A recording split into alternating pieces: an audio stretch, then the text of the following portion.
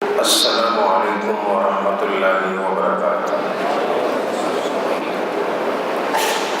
نحمده ونصلي ونسلم على رسوله النبی الحنین المکین الرؤوف الرحیم،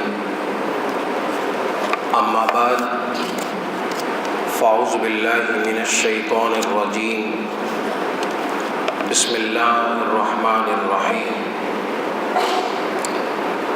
شہر رمضان الذی انزل فیہ القرآن ھدی للناس وبینات من الھدی الی آخر الآیہ۔ صدق اللہ العظیم، والصلاة والسلام علی اشرف الانبیاء والمرسلین وعلی آلہ وصحبہ وعلماء امتہ وصلحاء ملتہ واتقیاء دینہ اجمعین الی یوم الدین، اما بعد۔ اللہ کا لاکھ لاکھ شکر ہے، اللہ تعالیٰ نے جیتے جی زندگی میں اس ماہ رمضان المبارک کے اس دوسرے عشرے تک خیریت کے ساتھ ہم سب کو پہنچایا۔ یہ عشرہ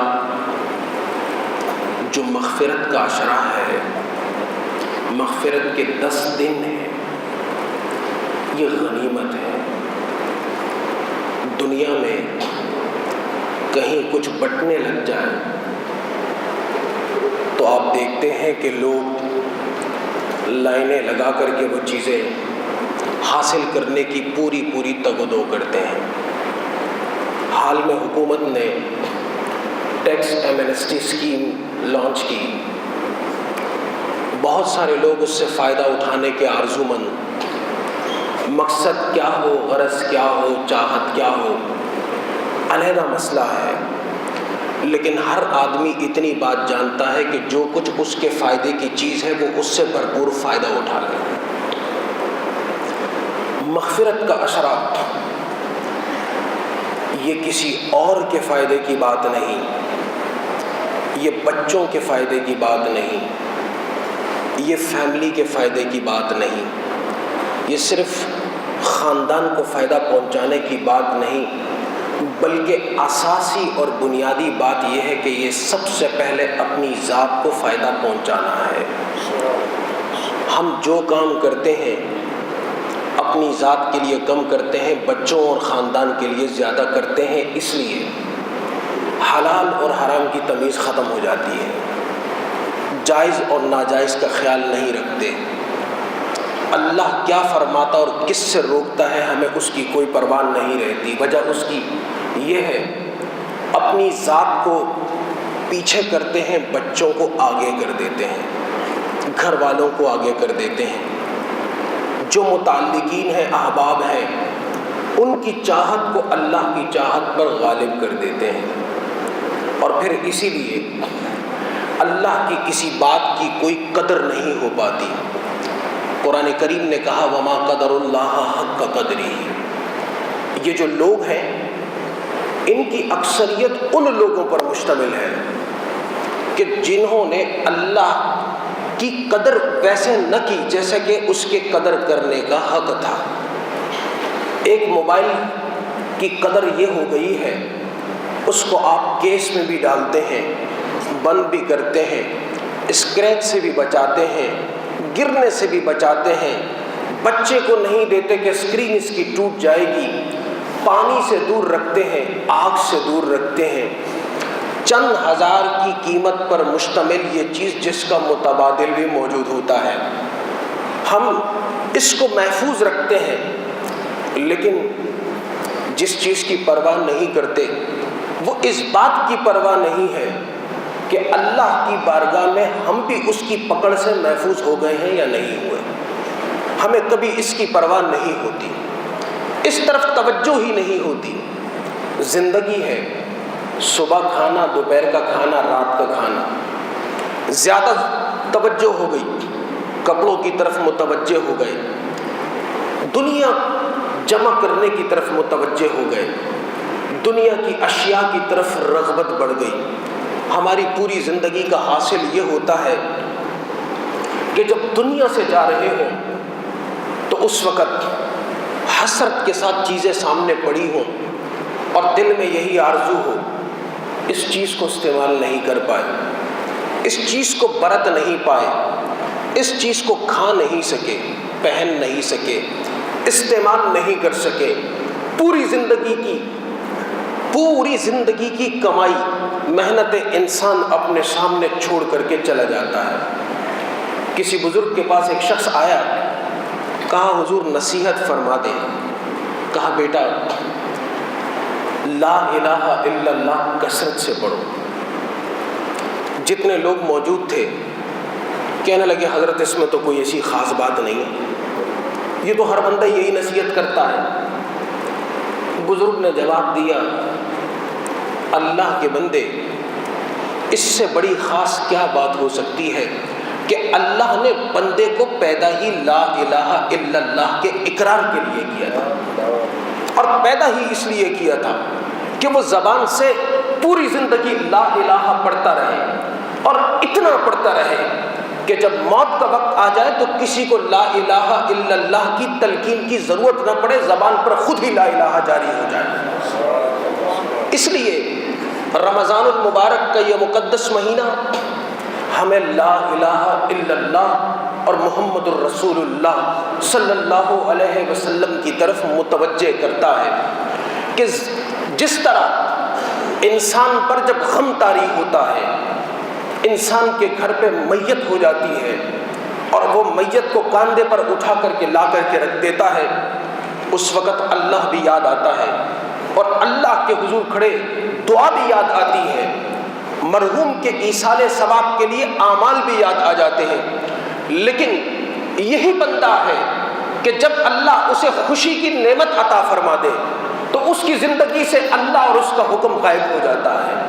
وہ اللہ کو مانتا ہے، اللہ کی نہیں مانتا، وہ اللہ کا نام لیتا ہے، لیکن اللہ تعالیٰ جس چیز پر عمل پیرا ہونے کا حکم دیتا ہے وہ سب بھول جاتا ہے۔ وہ سمجھتا ہے کہ اللہ کو صرف غم میں یاد رکھا جائے اور خوشیوں میں بلا دیا جائے۔ ایک مسلمان کا شیوہ یہ ہے کہ خوشی میں بھی رب یاد رہتا ہے، غم میں بھی اسے اپنا پروردگار ہمیشہ یاد رہتا ہے۔ وہ گھر میں ہو تب بھی اس کا رب اس کے دماغ پر، اس کے دل پر، اس کے وجود پر اور اس کے ساتھ اس کی رحمتیں، قدرتیں، برکتیں چلتی ہیں۔ اور جب وہ گھر سے چل کر کے اس مسجد میں آتا ہے تو تب بھی اپنے رب کی رحمتوں کے نزول کے انتظار میں یہ لمحات گزارتا ہے۔ ماہ رمضان المبارک اسی عمل کی یاد دہانی ہے کہ ہم اس بات کا استحضار پیدا کریں، اپنے اندر یہ قوت پیدا کریں کہ ہم اپنے رب کو اپنے ہر عمل کے وقت یاد رکھ سکیں اور اسی سے رجوع کر سکیں، اسی کی طرف پلٹ کر سکیں۔ انسان نے اتنی ترقی کر لی کہ لوہا آسمان پر اڑنے لگ گیا، لیکن المیہ یہ ہے کہ دوسری طرف اس کی پستی کا یہ عالم ہے کہ اس کے اندر سے انسانیت کے اوصاف ختم ہو گئے۔ وہ لکڑی اڑا رہا ہے، لوہا اڑا رہا ہے، دنیا جہان کی میٹالک اشیاء ان کو اڑا رہا ہے، لیکن کوئی چیز نہیں اڑ پا رہی تو وہ اس کی روح ہے، کوئی چیز نہیں پرواز کر پا رہی تو اس کا اخلاق ہے، کوئی چیز بلند نہیں ہو پا رہی تو وہ اس کی سیرت ہے۔ اور اسی لیے یہ جو دوسرا عشرہ ہے، اس کے اختتام سے قبل آقا کریم علیہ الصلوۃ والسلام ایک عمل فرماتے تھے جو انسان کو روحانی پرواز میں مدد دیتا ہے، اور وہ عمل یہ تھا کہ آقا کریم علیہ الصلوۃ والسلام نبی ہونے کے باوجود اللہ کے ساتھ وحی کے ذریعے، جبرائیل علیہ الصلوۃ والسلام کے ذریعے اتنے پختہ اتصال کے باوجود جب جب اس مہینے کا دوسرا عشرہ اختتام پذیر ہونے لگتا تو اختتام پذیر ہونے سے پہلے آقا کریم علیہ الصلوۃ والسلام مسجد میں تشریف لے آتے اور مسجد کے ایک کونے میں استوانہ توبہ کے پاس اعتکاف فرما لیا کرتے، اور اس لیے فرماتے کہ آپ نے اپنی امت کو یہ تعلیم دی کہ جب رمضان المبارک کا مہینہ آ جائے اللہ کی رحمتوں کا نزول ہو چکا ہو، اس کی مغفرت کے پروانے اور بخشش کی عطائیں وہ لٹائی جا رہی ہوں، تو اس موقع پر اگر بندہ صرف 9 یا 10 دن اپنے رب کے لیے وقف کر دے تو اللہ تعالیٰ ان 9 اور 10 دنوں کا اس کو صلہ یہ دیتا ہے کہ اگر وہ اپنے عمل اور نیت میں سچا ہے تو اسے بخش دیتا ہے، اس کی مغفرت فرما دیتا ہے۔ اور اس لیے فرمایا کہ حضور علیہ الصلوۃ والسلام نے کہ پوری زندگی آپ نے اعتکاف فرمایا، پوری زندگی، اور بالخصوص جب آپ ہجرت کر کے مدینہ طیبہ تشریف لائے تو آپ خود بھی اعتکاف فرماتے اور اپنے اہل خانہ سے بھی اعتکاف کرواتے، اور عالم یہ ہوتا کہ جیسے ہی اعتکاف کے معتکف میں داخل ہوتے، دا پلیس آف اعتکاف، اس کے اندر داخل ہوتے، تو پھر آپ کی کیفیت یوں ہوتی گویا کہ آپ نے اپنی کمر کو باندھ لیا ہو، کس بات پر؟ اللہ کی اطاعت پر، اور ایسے باندھ لیتے کہ پھر آپ ہوتے اور آپ کا رب ہوتا، دنیا کے معاملات نہیں ہوتے، دنیا کے مسئلے نہیں ہوتے، دنیا کے ساری جھمیلے ختم ہو جاتے، فکر ہوتی تو اس بات کی کہ اس عمل کے ذریعے اپنے رب کو راضی کر لوں، اپنے رب کی رضا کو حاصل کر لوں۔ حالانکہ آقا کریم علیہ الصلوۃ والسلام تو ہمیشہ اپنے رب کی نگاہوں میں تھے۔ قرآن کریم میں آیا مبارکہ کہ انک بأعیننا، آپ 24 گھنٹے ہماری نگاہوں میں ہیں، لیکن اس کے باوجود امت کو یہ تلقین کی کہ اگر تم اللہ کی بندگی حاصل کرنا چاہتے ہو تو جنگلوں میں جانے کی ضرورت نہیں۔ سادھو، بھکشو، پریسٹ، دنیا جہان کے مذاہب کے مذہبی لوگ جب اللہ کی رضا کے حصول کے لیے کوشش کرنا چاہتے ہیں تو وہ جنگلوں میں جاتے ہیں، خاندان کو چھوڑا، اپنے عزیز و اقارب کو چھوڑا، دوستوں کو چھوڑا، کاروبار کو ختم کیا، دنیا کے معاملات ان سے بری ہو گئے۔ لیکن آقا کریم علیہ الصلوۃ والسلام نے اپنی امت کو یہ تلقین فرمائی کہ اگر تم واقعتاً اللہ کا، رب کا عرفان چاہتے ہو تو جنگلوں میں جانے کی ضرورت نہیں، اپنے محلے کی مسجد کے ایک کونے میں اعتکاف کی نیت سے صرف 10 دن بیٹھ جاؤ، اللہ تعالیٰ اسی کے بدولت تمہیں اپنی ذات کا عرفان عطا فرما دے گا۔ اسی لیے اگر ہم پر یہ لازم ہوتا، آپ تھوڑی دیر کے لیے سوچئے، اگر اسلام کی طرف سے اپنے بندوں پر رب کی رضا کے حصول کے لیے جنگلوں میں جا کر کے 10 دن گزارنا لازم کر دیا جاتا تو یہ کتنا مشکل کام ہوتا، کتنا تکلیف دہ عمل ہوتا۔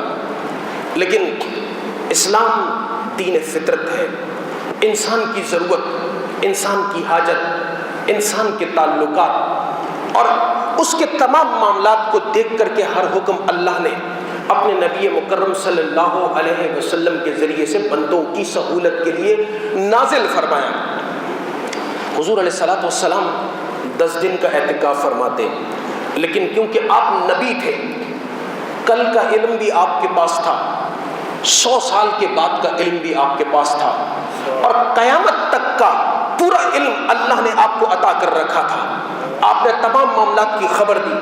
جب آپ کی زندگی کا آخری سال آیا، سیدہ عائشہ صدیقہ رضی اللہ تعالیٰ عنہ فرماتی ہیں اس سال جبرائیل علیہ السلام ہر سال تشریف لاتے تھے، آپ کے ساتھ قرآن پاک کا دور کرتے۔ دور کیا تھا؟ آپ کو قرآن سناتے، جبرائیل علیہ السلام حضور کو قرآن سناتے، اور آقا کریم علیہ السلام خود تلاوت کر کے جبرائیل علیہ السلام کو سناتے۔ اس کو دور کہا جاتا ہے۔ قرآن کا سننا بھی عبادت ہے، اس کا سنانا بھی عبادت ہے، پڑھنا بھی عبادت ہے، پڑھانا بھی عبادت ہے۔ لیکن جب آپ صلی اللہ علیہ وسلم کی زندگی کا آخری سال آیا تو آپ نے قرآن کریم کا ایک دور نہیں فرمایا، آپ نے 2 مرتبہ دور فرمایا۔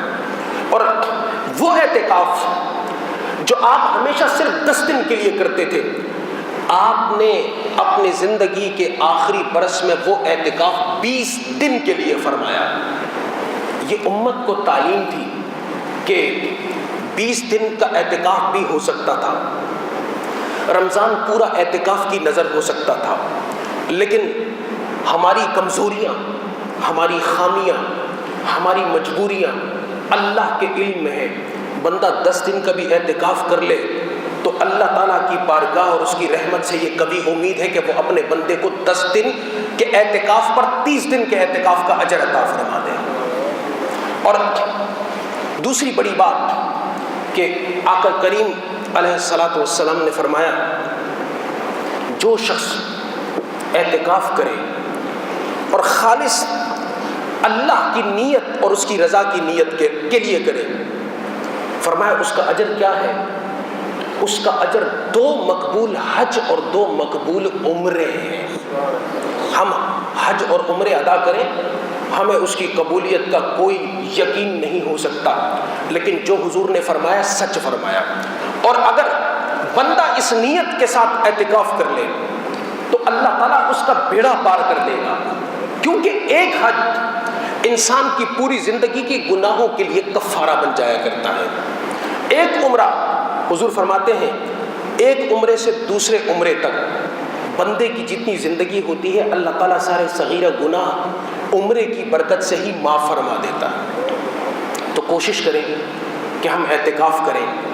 اور دوسری طبرانی کی حدیث ہے، حضور علیہ الصلاۃ والسلام نے فرمایا جب کوئی شخص 10 دن کا اعتکاف کرتا ہے اللہ کی بارگاہ سے اس کو اجر کیا دیا جاتا ہے؟ اجر یہ ہوتا ہے کہ اس کے اور جہنم کے مابین اتنی بڑی خندق حائل کر دی جاتی ہے کہ اس خندق کی وسعت اور گہرائی زمین اور آسمان کی وسعت اور گہرائی کے برابر ہے. یعنی اتنا اسے آگ سے اور جہنم کی آگ سے دور کر دیا جاتا ہے. کون نہیں چاہتا کہ اللہ تعالیٰ اس کو آگ سے بچائے، جہنم سے بچائے، عذاب سے بچائے اور اپنے دامان رحمت میں لے لے. اگر اللہ کی رحمتوں کا حصول، اپنے نفس کا عرفان اور اپنے نفسانی خواہشات کو دبانا کسی کا مقصود اور مطمع نظر ہو تو وہ اعتکاف کی اس عبادت کو جو رمضان المبارک کے آخری دنوں کی عبادت ہے، خاص عبادت ہے، وہ اس کو ضائع نہ کرے. وہ کوشش کرے کہ وہ اس پر عمل پیرا ہو. اور کیوں ہو؟ اس لیے ہو. یہ اعتکاف کیوں کیا جاتا ہے؟ یہ اعتکاف شب قدر کے اجر کو لوٹنے کے لیے، شب قدر کے اجر کو حاصل کرنے کے لیے کیا جاتا ہے. اور شب قدر کیا ہے؟ رب تعالیٰ فرماتا ہے کہ لیلۃ القدر خیر من الف شہر. لیلۃ القدر وہ ہے جو 84 برس دن اور رات کے ایک ایک لمحے مستقل اللہ کے حضور عبادت کی حالت میں رہ کر کے اس کی رضا کو حاصل کرنے سے بھی بہتر ہے. یہ اتنی بڑی رات ہے جو عشرہ اواخر، آخری عشرہ اس کی 5 طاق راتوں میں ادا کی جاتی ہے. ایک بندہ جب اعتکاف کی حالت میں ہوتا ہے تو لازماً وہ اللہ کی عبادت کی حالت میں ہوتا ہے. اور جب عبادت کی حالت میں ہوتا ہے تو اللہ تعالیٰ اسے لیلۃ القدر کا اجر عطا فرما دیتا ہے. اسے 84 برس مستقل اللہ کے حضور عبادت کا ثواب مل جاتا ہے. اور لیلۃ القدر کیا ہے؟ حضور علیہ الصلاۃ والسلام نے ارشاد فرمایا من قام لیلۃ القدر، من قام لیلۃ القدر ایمانا و احتسابا غفر له ما تقدم من ذنبه. جو آدمی ایمان کے ساتھ، اللہ کے ساتھ، سچائی کے ساتھ اور اپنی مغفرت کی نیت کے ساتھ اللہ کے حضور لیلۃ القدر کی شب میں، لیلۃ القدر میں کھڑے ہو کر کے اس نے عبادت کی اپنے محاسبے کے لیے، اس کے جتنے بھی سابقہ صغیرہ گناہ ہیں اللہ تعالیٰ سب کو معاف فرما دے گا. یہ کسی انسان کا قول نہیں ہے، یہ حضور علیہ الصلاۃ والسلام کا قول ہے، آپ کی بشارت ہے، آپ کا وعدہ ہے. کون ہے ہم میں سے جو مغفرت کا محتاج نہ ہو؟ ہم اگر اپنے گناہوں کو گننے لگ جائیں تو یقیناً موت سے ڈر آتا ہے، خوف آتا ہے، قبر کا سن کر کے وحشت ہوتی ہے. لیکن وہ ایسی حقیقت ہے جو جٹلائی جا سکتی ہے. اللہ نے ہمیں پیدا ہی قبر کے لیے کیا ہے، موت کے لیے کیا ہے، آخرت کے لیے کیا ہے، حشر نشر کے لیے کیا ہے. ماہ رمضان المبارک اپنا اعمال کا جائزہ لینے کا مہینہ ہے. خیر خواہی کا مہینہ ہے، نیکی کا مہینہ ہے، اللہ کے ساتھ تعلق قائم کرنے کا مہینہ ہے، آقا کریم علیہ الصلوۃ والسلام کی سنتوں پر عمل پیرا ہونے کا مہینہ ہے، عمرے اگر اللہ توفیق دے دے عمرے کی ادائیگی کا مہینہ ہے۔ اس ماہ میں عمرے کی ادائیگی، اس کا اجر حج کے برابر کا ثواب ہے اگر کوئی ادا کر لے۔ اور بہت سارے لوگ ہیں، ایک دو نہیں، ہزاروں بلکہ لاکھوں لوگ ہیں جن کے دل میں یہ آرزویں مچلتی ہیں کہ وہ اپنے رب اور اپنے محبوب کریم کے در کی زیارت کر سکیں، لیکن ان کے پاس وسائل نہیں ہوتے۔ اس طرف بھی توجہ رکھیں، اگر اللہ نے کشادگی عطا فرمائی، مال عطا فرمایا، فراخی عطا فرمائی، آپ کسی ایک کو بھی عمرہ کروا دیں تو جو اس کے عمرے کا ثواب ہے اللہ وہ آپ کو بھی عطا فرما دے گا، اس میں آپ بھی شریک ہو جائیں گے۔ اور اگر اس بندے کا عمرہ مقبول ہو گیا، اس کی زیارات مقبول ہو گئی، اس کی وہاں عبادات مقبول ہو گئی اور دعائیں مقبول ہو گئی، تو اللہ تعالیٰ جو کچھ آپ نے اس پر خرچ کیا ہے ایک ایک پیسے کے عوض اپنی شان کے مطابق، اور اس کی شان یہ ہے کہ یہ پوری دنیا ایک مچھر کے پر کے برابر اس کے پاس حقیقت رکھتی ہے، عطا فرما دے گا۔ تو اس لیے یہ ہمدردی کا مہینہ، خیر خواہی کا مہینہ، نیکی کا مہینہ، محبت کا مہینہ، معافی کا مہینہ، درگزر کا مہینہ، لوگوں کے ساتھ نرمی کا مہینہ، مزاج کے اندر تبدیلی کا مہینہ، اپنی عادتوں کو بدلنے کا مہینہ، رویوں کو بدلنے کا مہینہ، اپنے معمولات کو بدلنے کا مہینہ ہے۔ رمضان صرف رمضان نہیں ہے، رمضان کا مطلب جلانا ہے، اور یہ ہر اس خراب، برے اور گناہ کے کام کو جلا کر کے رکھ دیتا ہے جو اس سے پہلے بندہ کرتا رہا ہے، بشرطے کہ خود اس کی اپنی نیت ان گناہوں کو جلانے کی ہو۔ اگر وہ اس عزم کے ساتھ روزہ رکھتا ہے، اس عزم کے ساتھ افطار کرتا ہے اور اسی نیت کے ساتھ سحری کرتا ہے، تو اس کی افطار بھی بخشش، اس کی سحری بھی اس کے لیے مغفرت، اور اس کا روزہ بھی اللہ کے حضور اس کے لیے قربت کا ذریعہ، اور اس کے سارے اعمال اسے بارگاہ رسالت مآب صلی اللہ علیہ وسلم تک پہنچانے کا ذریعہ ہے۔ اللہ تعالی ہم سب کو رمضان المبارک کی برکتوں، رحمتوں، نورانیتوں اور اس کی عطاؤں، اس کی کرم نوازیوں سے مستفید فرمائے۔ ہمارے آنے والی نسلوں کو ایمان پر استقامت کے ساتھ قائم اور دائم رہنے کی توفیق عطا فرمائے، اسلام پر ہمیں زندہ رکھے اور ایمان پر ہم سب کا خاتمہ ہو۔ آمین۔ وما لینا الا البلاغ المبین۔